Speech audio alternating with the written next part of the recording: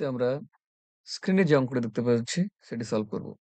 অঙ্কটিতে বলা হয়েছে যে ত্রিভুজ PQR এর PT সমান ১৫ সেমি এবং QS সমান হচ্ছে ১২ সেমি।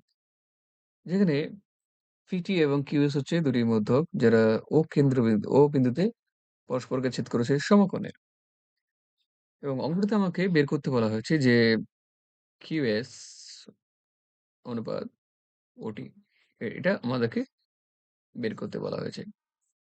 আমরা জানি যে কোন ত্রিভুজের মধ্যকত্রয় যে বিন্দু ছেদ করে তাকে আমরা ভরকেন্দ্র বলি এবং সেই বিন্দুটা ওই মধ্যকত্রয়কে 2:1 অনুপাতে ভাগ করে। এখানে আমরা দুটো মধ্যমা রয়েছে। তো আমরা বলতে পারি যে পিটি কে ও বিন্দু এবং কিউএস কে ও বিন্দু 2:1 অনুপাতে ভাগ করবে।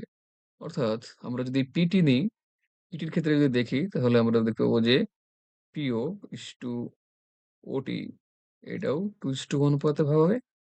আবার কিউএস এর ক্ষেত্রেও আমরা দেখব যে এটা ও বিন্দুতে 2:1 অনুপাতে ভাগ হবে। অর্থাৎ কিউ ও 80 আর ওএস এই ভাগটার অনুপাত হবে 2:1। অর্থাৎ পিটি যদি 3 ইউনিট হয় তাহলে ওপিটা হচ্ছে 2 ইউনিট আর ওটিটা হচ্ছে 1 ইউনিট। এখানে আমরা দেখতে পাচ্ছি যে পিটি সমান হচ্ছে 15 সেমি। তো পিটি সমান যদি 3 ইউনিট হয় তার মানে আমরা পাচ্ছি 3 ইউনিট সমান হচ্ছে 15। তাহলে 1 ইউনিট মানে হচ্ছে 5। মানে এক এক অংশের জন্য আমরা 5 পাচ্ছি। তার মানে এটা 2 এটা। ওপি হচ্ছে আমাদের 2 ইউনিট। তার মানে এটা হবে আমাদের 10 সেমি। আর এটা হচ্ছে আমাদের 5 সেমি। ঠিক একইভাবে কিউএস টা হচ্ছে টোটালটা যদি আমরা ধরি 3 আর আমাদের এখানে ভ্যালু দেওয়া আছে কত?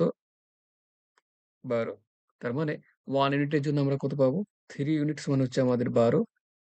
ও কিউএস এর জন্য এটা কিন্তু আমাদের কিউএস এর জন্য 3 ইউনিট সমান হচ্ছে 12 তার মানে 1 ইউনিট সমান হচ্ছে আমাদের 4। আর আমরা জানি যে কিউএস টা হচ্ছে 2 ইউনিট মানে এটা হচ্ছে 8 সরি কিউ ওটা হচ্ছে আমাদের 2 ইউনিট মানে হচ্ছে এটা 8 হবে। কিউ ওটা 8 হবে। আর ওএস টা আমাদের 1 ইউনিট মানে হচ্ছে 4 হবে। 4 সেন্টিমিটার। তো আমাদেরকে কি বের করতে বলা হয়েছে? ওএস অনুপাত ওটি। এখানে ওএস আমরা 4 পেয়েছি আর ওটি আমরা 5 পেয়েছি। তো ধন্যবাদ সম্পূর্ণ ভিডিওটি দেখার জন্য।